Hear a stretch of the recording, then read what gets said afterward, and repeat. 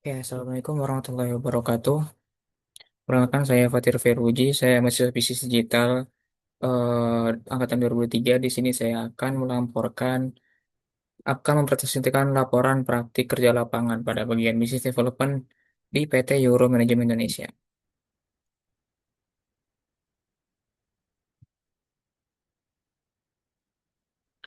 Nah, di era digitalisasi ini tuh industri konsultan pendidikan internasional itu menghadapi tantangan besar untuk mengemas produk layanan yang kompleks agar tetap menarik dan mudah dipahami. PT Euro Management Indonesia sebagai lembaga konsultan terkemuka dituntut untuk terus memperbarui strategi pemasaran guna menjangkau segmen B2B atau untuk institusi maupun B2C, yaitu business to consumer, yaitu targetnya itu siswa atau orang tua. Nah, sinilah peran penting divisi business development diperlukan sebagai motor penggerak untuk merestrukturisasi portofolio produk serta merancang instrumen kemitraan yang kuat di pasar digital. Oleh karena itu, praktik kerja lapangan itu menjadi sangat urgen sebagai sarana mengintegrasikan kompetensi keilmuan bisnis digital Universitas Negeri Jakarta, khususnya dalam aspek digital marketing, content creation, content creator, dan analisis bisnis.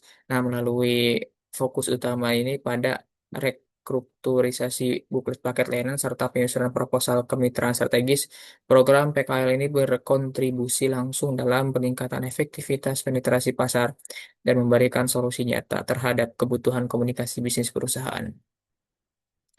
Nah, untuk tujuan dan manfaatnya itu tujuannya itu mengimplementasikan teori manajemen dan bisnis ke di industri konsultan pendidikan, menyelaraskan teori perkuliahan dengan praktik dunia kerja, mengembangkan kompetensi dan keterampilan profesional, yaitu soft skill dan hard skill, lalu memahami budaya kerja dan profesionalisme industri, membangun rekam kerja profesional dan keterampilan komunikasi bisnis. Nah, manfaatnya itu mendapatkan pengalaman kerja langsung di dunia perusahaan. Yang kedua itu ada mengasah soft skill dan hard skill di dunia kerja profesional, lalu meningkatkan analisis bisnis dan copywriting dalam menyusun proposal bisnis. Lalu yang terakhir itu memperoleh pemahaman mengenai dinamika perusahaan konsultasi pendidikan internasional. Oke, untuk profil perusahaannya itu secara singkat, PT Euro Manajemen Indonesia itu didirikan pada tahun 2003, di mana Euro Manajemen Indonesia itu merupakan pelopor sekaligus lembaga konsultan pendidikan internasional terkemuka di Indonesia yang bergerak di bidang jasa konsultan dan fasilitas studi ke luar negeri. Nah, perusahaan ini tuh berkomitmen penuh dalam mencetak sumber daya manusia unggul berwawasan global dengan menyediakan pelayanan komprehensif mulai dari persiapan bahasa asing intensif, bimbingan akademik, pengurusan dokumen visa hingga pendampingan langsung di lebih dari 25 negara maju tujuan studi di dunia. Nah, visinya itu membangun sumber daya Indonesia yang mempunyai daya saing tinggi, tangguh secara internasional untuk menghadapi persaingan di era globalisasi, serta membangun karakter pemimpin Indonesia masa depan yang tangguh, mandiri, dan profesional. Nah, misinya itu memfasilitasi siswa Indonesia untuk mengenyam pendidikan di berbagai perguruan tinggi di lebih dari 25 negara maju di dunia dengan layanan yang profesional, lalu memberikan bantuan konsultasi terhadap siswa dan siswi Indonesia dalam mempersiapkan studinya dari berbagai aspek, baik aspek sosial, budaya, maupun pendidikan. Nah, untuk jalur operasionalnya itu periode saya PKL itu dari tanggal 25 Maret sampai tanggal 25 Juni, jam kerjanya itu dari Senin sampai Jumat, itu dari jam setengah 8 pagi sampai jam setengah 5 sore. Nah, untuk timelinenya itu dari tanggal 25 Maret sampai 10 April itu saya itu orientasi dan pengalaman struktur di divisi Business Development. Lanjut untuk bulan Aprilnya itu saya itu menyusun booklet layanan perusahaan. Di bulan Mei itu menyusun proposal penawaran program college counseling untuk program SMK Go Global. Dan di bulan Juni itu menyusun proposal penawaran program college counseling untuk program beasiswa Garuda. Nah, untuk lingkup pekerjaannya itu posisi saya itu di business development dan lingkup pekerjaannya itu ada tiga ya, menyusun buklet layanan perusahaan, perancangan proposal college counseling untuk program SMK Global, dan perancangan proposal college counseling untuk program beasiswa Garuda. Nah, yang pertama itu ada rapat koordinasi harian atau daily meeting, di mana setiap pagi itu kita melakukan daily meeting dan ini tuh isinya tuh melaporkan progres di mana dalam beberapa progres itu kita tuh memanfaatkan hasil kerja yang sudah diselesaikan, baik itu seperti draft konten atau progres desain Canva. Dan yang kedua itu ada evaluasi kendala, di mana di sini tuh kita tuh mendiskusikan hambatan teknis secara real time untuk dicarikan solusi taktis bersama mentor.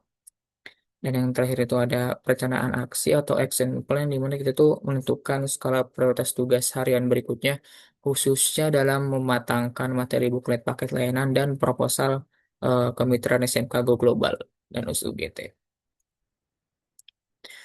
Selanjutnya itu ada penyusunan buklet layanan perusahaan, di mana langkah-langkahnya itu yaitu mengaudit materi-materi lama, yaitu mengevaluasi brosur dan informasi promosi terdahulu, yang mana itu cenderung terlalu padat teks dan kurang menarik lah secara visual.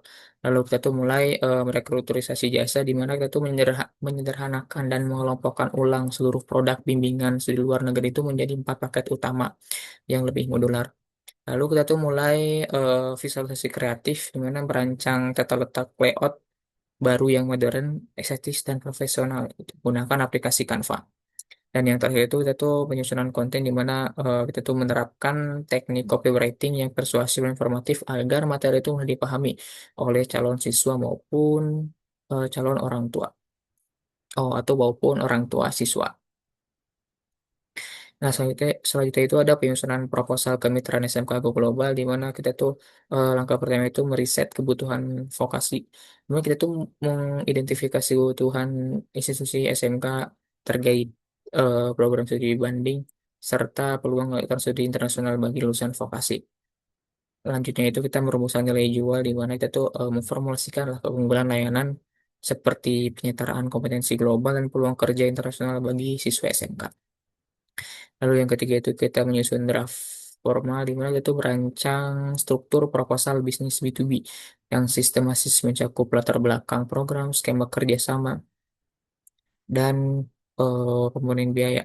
Dan yang terakhir itu finalisasi dokumen, di mana kita mengemas draft teks penawaran ke dalam format proposal resmi siap pakai yang profesional untuk dikirimkan ke instansi sekolah-sekolah SMK. Nah, yang ketiga, selanjutnya itu ada penyusunan proposal kemitraan beasiswa Garuda, di mana kita tuh langkah-langkahnya itu menganalisis data pemerintahan, kita mempelajari daftar sekolah yang telah resmi ditunjuk dan ditetapkan oleh pemerintah sebagai sekolah unggul Garuda Reformasi atau SUGT. Nah, lanjut kita menyusun draft penawaran ya, di mana kita tuh merancang isi proposal program beasiswa Garuda yang disesuaikan dengan kebutuhan transformasi akademik sekolah terpilih tersebut. Dan lalu setelah itu kita menstandarisasi dokumen resmi, di mana kita tuh mengemas teks penawaran ke dalam format dokumen proposal kemitraan B2B yang formal, komunikatif, dan profesional. Selanjutnya itu kita tuh mendistribusikan proposal kemitraan itu via webmail. Nah, langkah pertama itu jelas lah menyiapkan akun resmi, di mana kita sudah punya akun webmail tersendiri ya dari perusahaan. Dan webmail itu tuh aktif ya, dan sering berinteraksi juga itu dengan klien-klien. Lanjutnya itu kita menyusun teks pengantar, di mana kita tuh membuat narasi body email yang formal, profesional, persuasif menggunakan teknik copywriting bisnis digital. Lanjut kita finalisasi lampiran dokumen, di mana kita tuh memastikan dokumen proposal seperti proposal itu tetap berformat PDF dengan ukuran yang optimal. Lalu kita mengeksekusi dan monitoring, di mana kita tuh mengirimkan email penawaran ke alamat sekolah sasaran serta mendata status pengiriman untuk keperluan tidak lanjut atau untuk kita follow up. Oke, ini ada tugas spesifik, tugas sampingan ya, di mana selain melakukan tugas-tugas di job desk business development, kita juga melakukan blasting mengenai informasi kemitraan gitu kepada calon klien. Nah, untuk database klien itu kita tuh mengumpulkan data-datanya itu oleh tim marketing yang presentasi ke sekolah-sekolah, di mana untuk datanya itu kita mendapatkan kontak nomor WA dari siswa tersendiri atau dari orang tuanya. Lanjut kita tuh memformulasi pesan pemasaran, di mana kita tuh merancang draft pesan marketing yang ringkas gitu, dipersonalisasi dan langsung berfokus pada nilai manfaat produk layanan. Lalu kita menyisipkan panggilan aksi seperti menyertakan instruksi tautan yang jelas gitu guna mengarahkan calon klien melakukan konsultasi lebih lanjut. Lalu kita mulai eksekusi blasting massal di mana itu mengirimkan pesan penawaran secara terjadwal dan mendata respon balik atau feedback gitu dari calon klien untuk diproses oleh tim marketing. Nah, untuk blasting itu kita enggak melakukan secara brutal ya, jadi terjadwal gitu. Per hari itu melakukan blasting selama 1 jam dari jam 2 sampai jam 3, jam 2 siang sampai jam 3 sore. Lalu ada analisis pekerjaan. Yang pertama itu tata kelola koordinasi internal dan akuntabilitas. Nah, di daily meeting itu kita tuh dari jam 8 pagi sampai jam setengah 9. Saluring itu mendorong agile communication dan mempercepat solusi masalah teknis.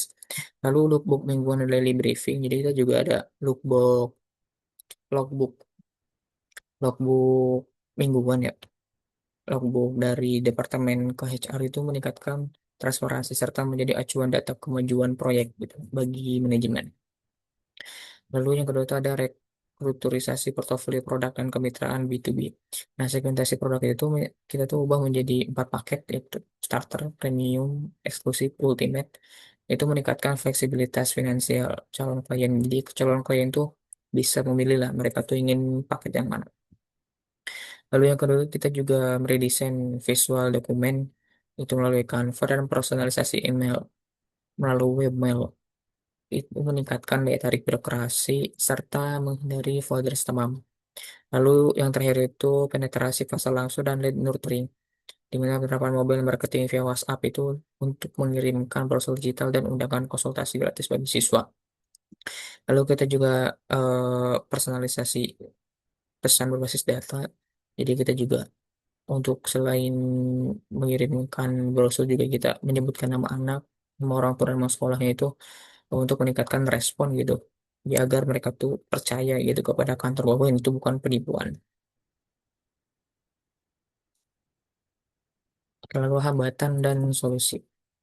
Nah, yang pertama itu untuk ruang lingkup pekerjaan itu yang pertama ada perencanaan media informasi di mana hambatan yang saya temui itu ada format teletext atau hierarki tipografi dan visualisasi data pada aset template Canva yang lama itu cenderung berantakan gitu dan kurang rapi. Nah, solusinya itu kita melakukan rekonstruksi visual secara mandiri dan menentu ulang komponen secara komponen estetika layout serta melakukan asistensi kurasi berkala bersama mentor sehingga mencapai standar mutu korporasi.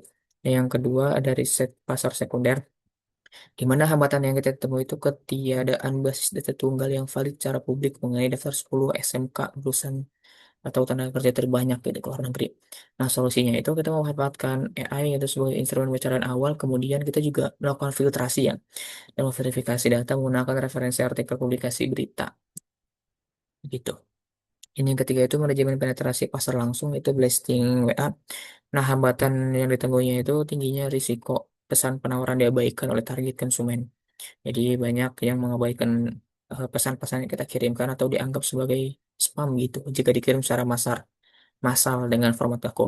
Nah, solusinya itu kita mengimplementasikan strategi data driven personalization dengan menyusun format pesan terarah yang mencantumkan nama anak, nama orang tua, dan asal sekolah untuk membangun sentimen yang eksklusif.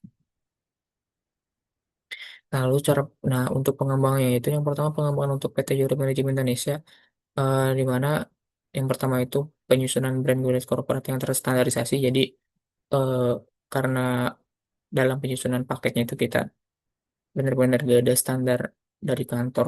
Jadi kita benar-benar apa ya menyusun ulang gitu dari awal sesuai dengan kreativitas kita sendiri.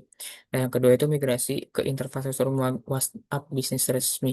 Nah, untuk blasting itu kita masih menggunakan nomor pribadi, dimana untuk kedepannya itu semoga bisa menggunakan nomor resmi perusahaan gitu agar eh, calon-calon kliennya itu lebih percaya lagi gitu bahwa itu beneran dari Euro Management Indonesia.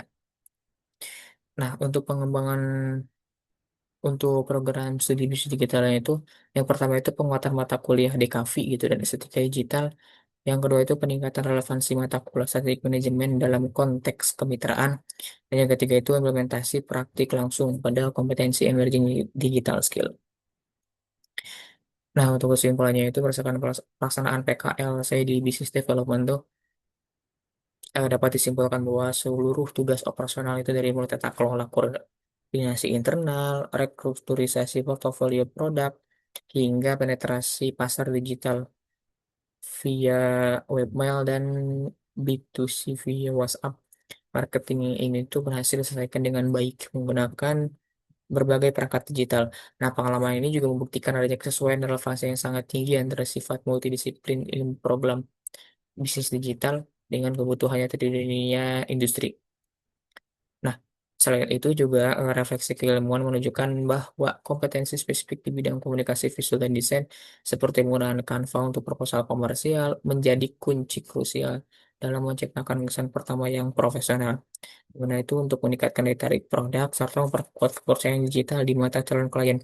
Nah, untuk sarannya itu yang pertama itu sinkronisasi berkala antara kurikulum kampus dan tren industri. Yang kedua itu penyediaan fasilitas pelatihan kemampuan praktis. Dan yang terakhir itu optimalisasi sistem informasi kemitraan magang instansional. Nah, baik, mungkin cukup sekian presentasi laporan akhir PKL saya. Mohon maaf jika ada kekurangan kesalahan. Assalamualaikum warahmatullahi wabarakatuh.